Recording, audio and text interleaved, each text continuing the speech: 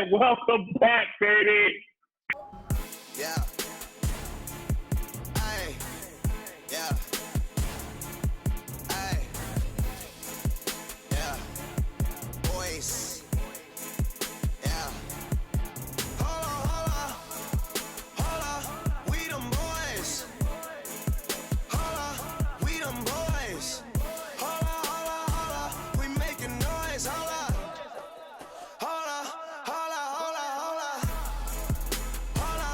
We them boys. We them boys. My PI. Oh, I can't even say it on live TV. Man, you've My been. bad. I apologize. I think your members have, or your followers have jumped up ever since you posted that first dance video. Hey, you need dance lessons? Call somebody else. Oh man, so Woo. we're back, trying to get going. I hope everybody had a chance to check out the YouTube channel that we posted, so you guys can see where we had talked about some of the top 64 guys in the ranking. So now today's show is we're gonna get right into it, right, Buck? Hell of a move right there, boy. Woo. I'm sorry, I was watching the Cowboys and Redskins. Oh my God! Can Yeah, you ever just stay focused? I'm focused, man. I guarantee you that the screen is gonna freeze once the Redskins score. So everybody that's watching, just be prepared. Just be prepared. Hey, I'll cut it off before I let them score on my live session. Okay, Dak. Oh, Stop the dick. all right, here we go. All right, let's focus. Here we go. Let's focus. All right. All right, we back, folks. So we hope everybody had a chance to take a look at the YouTube channel to see how we talked about some of the 64 guys that's in this bracket challenge, the Wakefield Bracket Challenge, 2002 to 2020. So today, Buck, we're just gonna jump right into it, and we're gonna go starting with our 4 regions: East, South, Midwest, and West. And we're gonna jump right into it. I think you want to start off maybe with the East bracket. Well, let's start off in the East bracket. And there you have it. Let's see if I can get a little love from you. Okay, I see you right there. All so right. We're gonna start off in the East. So starting off in the East bracket at the number 1 seed, and again, if you watch the YouTube channel, Kenny James was the number 1 seed in the East bracket, and there wasn't too many questions by the computer or the committee with Kenny James, and he happens to be going up against a 2020 grad, Aaron Queen. Yeah, and talk about Aaron Queen. I think he came into us as a sophomore. Saw a lot of potential in Aaron, and I think he started to progress his junior year, and then he had a little small setback starting off the start of his senior year. But I think he played well his senior year. Gave us a lot of ups and down games, but for the most part, he was a prolific scorer. Definitely could score the basketball. And I think with Aaron, he was torn between point guard and scoring guard, and just tried to figure it out a little bit too late. But definitely a hell of a player for us in his time at Wakefield, 3-year varsity member. So we appreciate all of his time. But with that said, Buck, go ahead and easy choice. I'm going to go with that number 1 seed. Number 1 seed will advance. Kenny James will advance to this. And there it is right there. You see on your screen, Kenny James. Congratulations. Moving on to round 2. Yeah! All right. Now let's talk about the 8-9 game. Let's talk about John Remedios. I believe John Remedios was a 3-year starter, or yes, 3-year starter? 3-year varsity player. Yeah, 3-year varsity player. Started his junior, senior year. Right. Very, very good player. Very consistent. Did a lot of good things for us. Yeah, he shot the ball well. He rebounded, played a little defense. I'll stop you in there because John Remedios, remember we talked about on the show, John Remedios led the era for a while in charges until Mahmoud came along. So he definitely would take a charge, and he took pride in that. So the big note for John is, hey, he went to Duke University, baby. So, I mean, I got to give him an extra point just for going to Duke University. I didn't say he played at Duke. Right. He went to Duke. Right. So the rebuttal to that is Reggie Williams. So John is going up against Reggie Williams. Reggie Williams had a tough position to be in after being Wakefield seeing Kenny James for 3 years and the things that Kenny James did. And then Reggie Williams came in as a sophomore right when Kenny James left and had to take over the helm there. But Reggie Williams did have some really good players that he was playing with George Johnson, Ty Bill, Andrew Allen, and John Ford. But Reggie was the quarterback of that team. And Reggie actually took his team, his sophomore year? No, I'm sorry, his junior year. His junior year took him to the regional championship where we lost to T.C. Williams. And then we went to the first round of the state tournament and lost in that game. But Reggie was the point guard on that team. So here it comes down to, Coach, is John Remedios or Reggie Williams moving on to the next round? Whoa, boy. If I had to choose right now by looking at stats. And remember, we talked overall body of work. I'm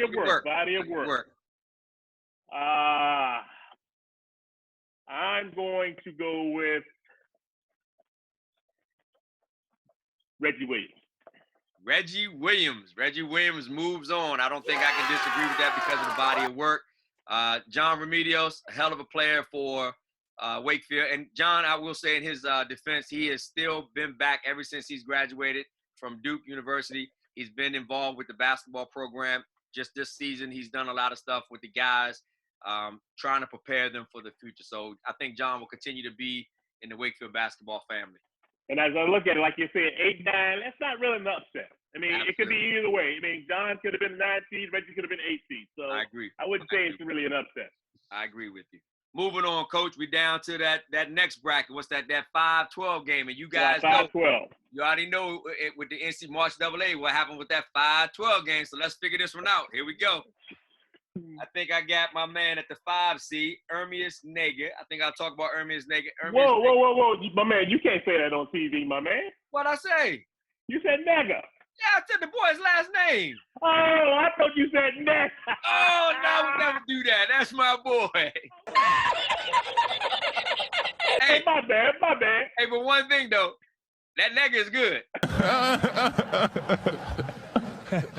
I would say right there, he was good. So listen, Hermius Nega played in that era with Corey Moore, and it was the backcourt that we had. But even before that, Hermius Nega and Corey Moore were two of the brightest stars to come through Wakefield as freshmen, and they were rolling. And then each one of them kind of took a little bit of different path, and we weren't able to get Hermius back into the fold to his senior year. But boy, when he came back, the thing I always told Hermius, he has a story to tell. And Hermius put up some big numbers for us his senior year. Took us to the regional championship and ended up losing to Woodson in the regional championship. But he also took us to the state tournament where we won the first round game, and then we lost in the semifinals. But Hermius Nega put up some big numbers. And even to this day, Hermius is still playing basketball right now in college. So, but the things Hermius did, man, we talked about on the YouTube channel. Go back and take a look. But Hermius Nega at the 5 seed. And you can talk about a little bit about Andre Allen. Yeah, going to get one of the Allen boys. It was 3 of them. Man. And I would just have to say, he's the baby. but I tell you what, ain't no weak man about that man. Ain't no weak man in his story. No weak man. But I look back at Andre, he may have been the first kid ever to clear out a gym where there were no fans watching the final 2 minutes of the game. Hey, Buck, what we talking about this coronavirus? Coronavirus! I'm telling you, shit is real. They was going to have everybody go to the game with no fans. Absolutely. Wakefield originated that.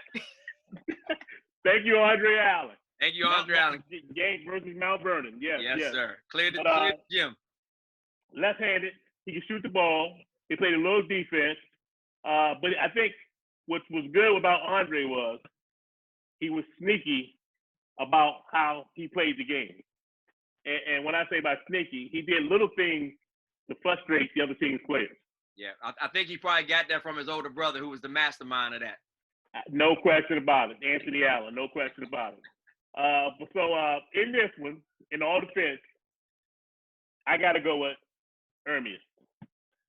Think I don't disagree with you. Hermius Nega moves on to the second round. Again, Andre Allen, the things you've done for Wakefield basketball and continue to do, we really appreciate it. But we're moving on with Hermius Nega. That's right. And I think Andre just got back in He's over in China. From China, and Yeah. he thinks he's doing his own workout. If he knows a brand or anything that he's doing, he can give us a shout out, and we can put him as one of our sponsors. Absolutely. We definitely All right. appreciate him for that. That's right. All right. Now I have the let's go to the number 4-13 seed. I'm going to talk a little bit about Jerrod Watkins. Gotcha. New York. New York in the house. Hey, Jerrod, if you're watching this, hey, bring me one of them. Put some damn things to put on your head. The do-rags. The do-rag. I need a do-rag. You see what's going on with the corona stuff. I can't get a haircut, so I want to put a do-rag on for you, my brother. Jerrod can But start I think Jerrod Watkins was a 2-year starter. I believe it was 2-year starter. 2 year. So I think 2-year starter. Yep. First team all district. First team all region. Tough point guard. Didn't really have a jump shot, but as the year went on, he got a little better at shooting it consistently, Yes. hitting it. So could get to the bucket with the best of them. And when he got Hands to the down. bucket, he was gonna dunk on you. Absolutely. And I've seen some good. I think it was against T.C. Williams. What was the Teddy Carpenter's son? TKO. What was that kid? TKO. Yeah. And good thing they're good friends about it. They laugh about it. But Yeah, it was they a dunk on nice him. dunk. Yeah, it was a pretty good dunk. Yeah. So I'll let you take over with Brian Goodwin. So Brian Goodwin came along in that era with the 05 crew. He was a junior on that team. We saw a lot of good things out of Brian as a freshman and sophomore, and he moved up to varsity and played his minutes well. Came off the bench for us, but was that reserve guy, that seventh man, I believe he was for us. Tough player, worked his butt off. He just came in an era where there was a couple guys that was just a little bit better from his freshman and sophomore year. He improved big time. A good player for us. He's doing really good things right now out in the community. But if I had to say where we're going with that 4-13 game, because of the body of work, I truly believe Jerrod Watkins should move on in the next round. I can't disagree. Congratulations, Jerrod. Brian, as well to you, my man. If you're watching, you family for life. All you guys are, but appreciate all you the know things how it is. you've done for the program. Moving on down now. Where we at now, Coach? 6-11 game? 6-11. 6-11 game. And now we get to talk about Andrew Allen versus John Garner. I'll start off with Andrew Allen. Again, Coach Willis talked about the Allen brothers. There's 3 of them. We had the pleasure and we're honored to coach all 3 of the Allen brothers, and they all wore number 1. Anthony being the oldest, Drew being second, and then Dre being the baby, as we say. Andrew Allen, man, could fill it up. I won't say the first, but the first 6'3" guards that could really put it on the floor, shoot it, played hard, was a student of the game, and that's evident by he's now an assistant. He coached on our staff for a couple of years, and then he moved on to Annandale to coach with Dietrich, and he's still the assistant coach at Annandale. But boy, could he play. And I think he was part of the first group that we called the Big Three.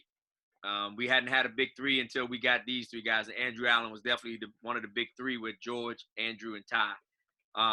Andrew did a lot for us. His senior year actually helped take a team that had no business going to the regional championship and then going to the state tournament. And Andrew was very key when we were down by 1 with 1.7, I think, on the clock, or 1.6 on the clock. And he was key of throwing the pass to George Johnson underneath the basket at the George Mason Patriot Center for George to make the layup for the win to put us in the regional championship game. So Andrew Allen put up big numbers. I think he was in the top 10s in a lot of our stuff, but has since been taken down because of these young guys coming along. But Andrew's done a lot of things. Again, go check out the YouTube channel and see what we talk about Andrew Allen. But Andrew Allen, and now, Coach, you can talk about John Garner. Yeah, let's talk about John Garner. He was a spot player, spot minutes. He played great defense. Had the heart of a lion. Yes, sir. I remember John hitting some big shots at the end of quarters. Especially that Mount Vernon game. Yeah, half-court shots almost, I believe. 2 in a row or something like that. Yeah. He was a pretty good, decent shooter. Like I said, I just can't get past the aspect as far as he was a great defender. So if I had to put my money on 6-11 with the scoring and the defense, I will go with Andrew. So we are both agreeing that Andrew Allen moves on to the second round over John Garner. So let me tell you a quick story about Andrew and the Allen boys. We all one day was just, in the gym and everything, and we decided to go get a tattoo, and I think we all got the same tattoo. I don't know if you can see it. Let me see if I can zoom in on it. There's no way can you? Oh, there it is. Can you see it? What does it say, Coach? It says Sherry. we all got the same tattoo. These boys gonna kill you, man. That's okay, but hey, we all family, so we had a good time out at the tattoo parlor that day. All right, moving back on. And John Garner, I will say to Andrew Allen, to this day, works at Wakefield High School right now. John Garner is also a football coach at Wakefield High School, doing big things with helping Coach Hogwood turn the football program around. So these guys are giving back to their schools and doing the things that they want to do, man. So very proud. Again, 6-11 game. Andrew Allen moves on over John Garner. I don't know if you can say turn around. I think that program's been turned around. Yeah. I think Hogwood is doing a wonderful job. That's the man. Hogwood is the man. No comments or nothing bad to say about my man Hogwood. He's doing a hell of a job. Absolutely. And you got to fix that for me, Coach. Click Andrew. Did I not click it? Okay, I apologize. There you go. I almost had him advance to the 316. You got to put some work in. Yeah, can't go too fast. Let's talk about the 314 game.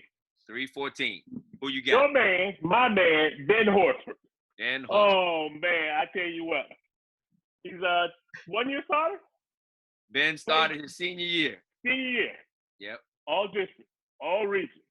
One of the best shooters to ever come through there. One of the best guys to go down and get an assist on one play. The very next play, come down and throw it to the other team. That's for sure. Yeah, for sure. And then come back to the next play and hit a big three. Yeah. And then come back to the bench and say, hey, coach, you think if I try this move, it'll work? And he would always do some move with the ball behind his back, between his legs, roll the ball over his shoulder, and then turn around 360 and shoot the ball. Coach, he would skip his class to come to my class to show me what move he was working on and then run back to class.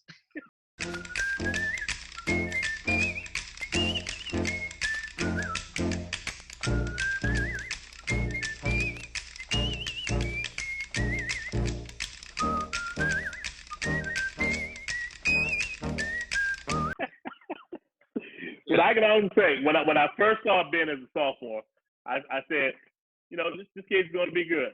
But I think the game that Ben was trying to play was too fast for himself. But once he figured it out to slow his game down, he became a great player. Really? Yep, I agree. And talk about the next guy, the 14 slot, Cal Scott. Cal Scott, I believe, snuck into our round of 64. He played 1 year for us. That was our first year. It was his junior year. And he decided not to play his senior year. But he was tough enough for us. We really had him pegged at their starting point guard. He was actually starting over Kenny James. And as we were trying to develop Kenny James a little bit, Cal was our guy, our starting guy. And Cal, he gave us everything that he could give us. And he was a good player for Wakefield during his time. I wish he would have stuck it out and played his senior year, but been nothing but a great guy. And I know he was rapping at the end of high school. I'm not for sure what Cal is doing now. I know he's moved to New York or something like that. But a good player for us. But if I had to go between the 3 and 14 game, I believe Ben Horford's going to move on to the second round. Let me say this real quick. You just said that he didn't play his senior year. I can actually see why he didn't play his senior year. No disrespect to Cal, but if you got a young, hungry Kenny James behind you, which is true. Woo, is true. We had a couple guys transfer because Kenny James was the point guard, but we won't say any names. But I just wanted to, Kenny James. Hey, like, we keep it real on here, right? Yeah, we're supposed to keep it real. You're right. Okay, right. well, shit, I'll say his name. Hey, what is it? I forgot the kid. What's his name? Derek. Moving on. Yeah. Hey, I don't bite. But you know what? Hey. You know what? To his credit, Derek Ford did transfer, but he went on to McLean High School and had a good senior season. He actually played a good game against us where they almost beat us. So I give him props for doing the right thing and what was best for him. Because absolutely, you got to do what's best for your career. He saw the writing on the wall. Absolutely. Went off to McLean and had a good senior year. Definitely did. Absolutely. You have to do what's best for your career. Absolutely. He did a good job. So with that said, I say we go ahead and we move Ben Horford and he'll face Andrew Allen in the second round. So now we're moving on down to the next bracket, which is that 7-10 game. And that's Zeke. You see Zeke running up. They still chasing Zeke. Oh, Lord. You know where they chasing him to, right? The end zone. But go ahead. Let's get back to it. Golly. I thought we was going to get through this show with you staying focused. All right, we're at the 7-10 game. That is Cal Davis versus Jerrod Brown. Who I got? Who I got on this, coach? Oh, well, I think, who I get to talk about? I talk about Jerrod Brown. I'm going to let you talk about Fat. I mean, Cal Davis. I'll let you talk about. You got Fat because I got Fat. He'll call me later talk about, my man, you going to let Bentley talk about me and you ain't want to talk. So I'm going to let you do your justice. So we're like we talk, keeping it real on the show. Cal Davis, Fat. We've been knowing his family, before he was even born. And Cal came to our camps from the time he was 7 to 14 years old. I don't even think he still has any Tony Bentley basketball camp trophies at his house to this day. But he came to camp. We always had to kick him out because he was crying and all that type of stuff. Always crying. Call his mother, come pick him up, all that good stuff. Then he was supposed to come to Wakefield as a freshman, but nope. I think he might have saw the writing on the wall as well, too. And he went to WNL. Played 3 years at WNL, and he decided, like we talked about, what's best for him. And his senior year, he ended up transferring to Wakefield, and he walked into a great situation. Well, let me talk about that transfer. He may be the only kid in America to ask for a transfer through the school board. And his mother didn't even know. The school board How do you, called as her. a kid, transfer yourself as a kid? Wow. Hey, that's my man. He really wanted to get over to Wakefield. He came at the right time, and he was a starting point guard for us his whole senior season, and took us to the regional championship where we faced the beast in Potomac, who was 27-0, coming over to Wakefield for the regional championship game. And that game, I tell you, we had a whole bunch of people stand out in that game in order for us to win. Of course, Dominique Tham did what he's supposed to do. Jalen Carver was phenomenal. I thought probably was the MVP. Marquay Walton did what he's supposed to do. But Cal Davis, if it wasn't for Cal Davis, I don't know what would happen in that game. Because of this, he might have only scored about 4 points or 6 points, whatever, but he affected the game in this way. He had everybody on Potomac's team wanting to fight him every possession. And those guys were focused on winning the game. They wanted to fight Cal Davis. He got those guys out of their game from the jump ball and just took them out of their game and did what he's supposed to do for us. He shared the basketball. He advanced the basketball. He hit some big free throws for us. But, I mean, again, without Cal Davis, like I said, that game was a team effort. But Cal Davis, with what he did to get into the mindsets of those guys on Potomac's team, was something I'll never, ever forget. And very thankful for Cal Davis winning us a regional championship. But just don't say Potomac. You can name every team in the region that we played. Edison. He got any. Do you remember I remember the fight that broke out in Fall League at South County that Cal started? That Cal started, and then and we say two stories.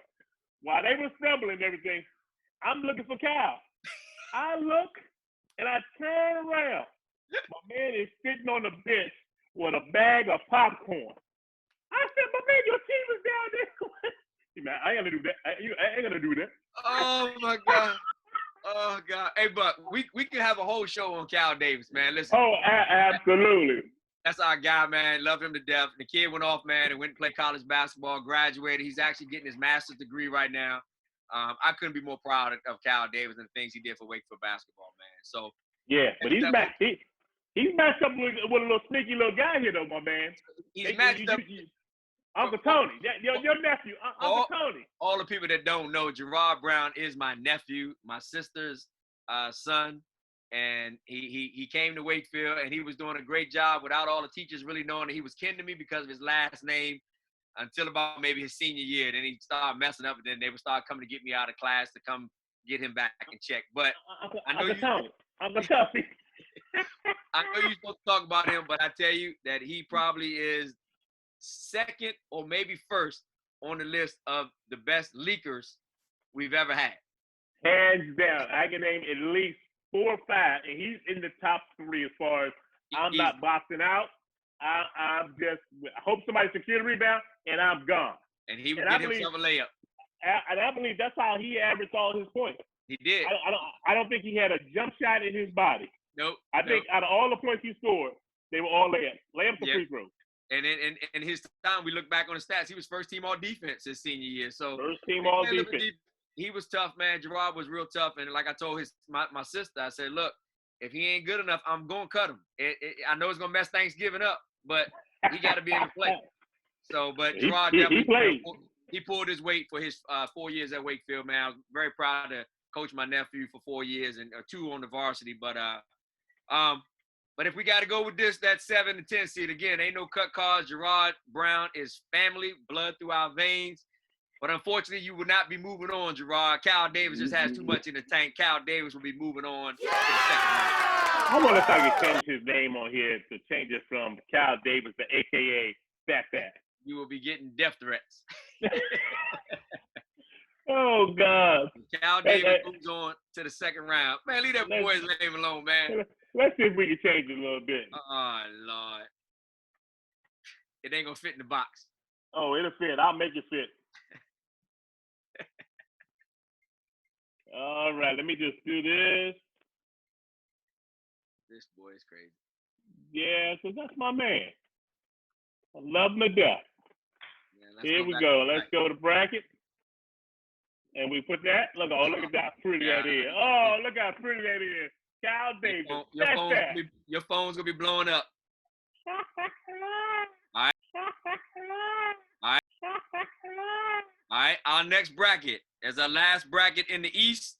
Our number 2 seed, Alan Trinkle and Gabe Tham. The Tham name definitely is Dominic Tham from the Tham family. And Alan Trinkle's our number 2 seed, who we talked about on our show earlier on the YouTube channel.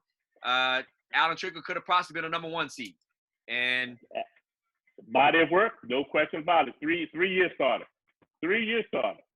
Over 1,000-point score. Yes, led his team in assists every year. Yep. Played sneaky defense. Sneaky defense. Yep. Worked on his jump shot. Later on in his career, he became better. Wasn't afraid to shoot the ball. Could get to the basket, and he's another one of those guys who throw the and one at the free throw line. So matched up against Gabe Tham. Gabe Tham's a hustler.